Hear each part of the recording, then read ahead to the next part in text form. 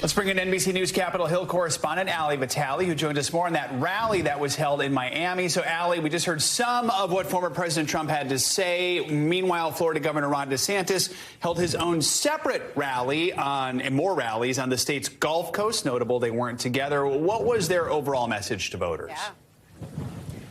Very notable they weren't together, Joe, something that voters paid attention to and certainly that caught my attention as well, because Trump was here rallying for Senator Marco Rubio. He did not have a nickname for DeSantis as he campaigned here in Florida. But look, DeSantis is really running his own race here in his re-election bid. Polls show him consistently ahead, but it's a marked difference from the man who once had ads showing his fealty to Donald Trump in 2018, now running on his own message, touting the policies that he's done as governor, everything from education to his coronavirus response, and all of that, again, has him ahead in the polls consistently. Yeah, and so Trump was in Pennsylvania when we heard him give that nickname to Governor DeSantis, calling him Ron de Sanctimonious. So how are Republicans responding to this widening rift between these really two top GOP figures, especially so close to the midterms?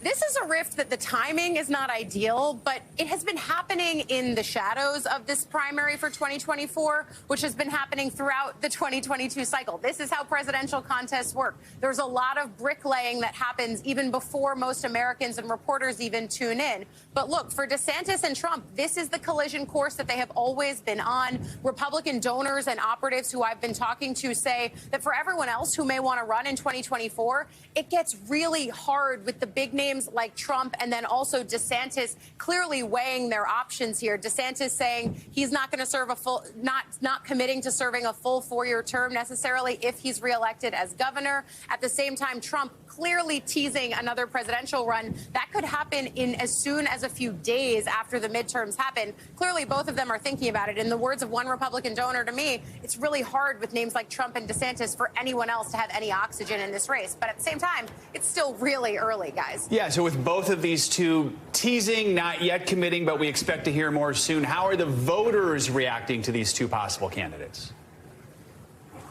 They know that they're going to be caught in the midst of this collision course between Trump and DeSantis. In fact, yesterday, Joe, as I was talking to voters at the Trump rally, there were people who were clear fans of both of them. Some saying that they would be forced to make a choice. Others saying they hope that one will wait so they don't have to make a choice at all. Listen.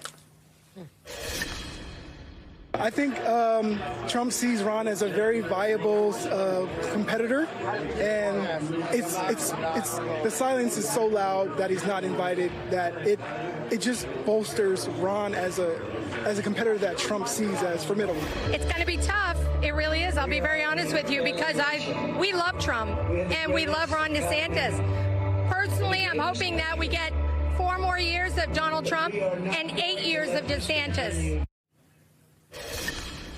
So you see there that voter saying she hopes that she doesn't have to make a choice, though ultimately a lot of the voters that I talked to yesterday said that if they had to choose at this point here in Florida, the epicenter for both men, they would probably pick DeSantis. But at the same time, again, it is so early, but voters know these are the crosswinds that they are about to get caught in. As soon as we hit election night on Tuesday, tomorrow, then we immediately turn the page to 2024. I know, I'm sorry, but I'll be here for all of it. But one voter there has turned the page to 2036, looking 12 years ahead. So there you go. Never think too far ahead. All right, Ali, thanks so much. Appreciate it.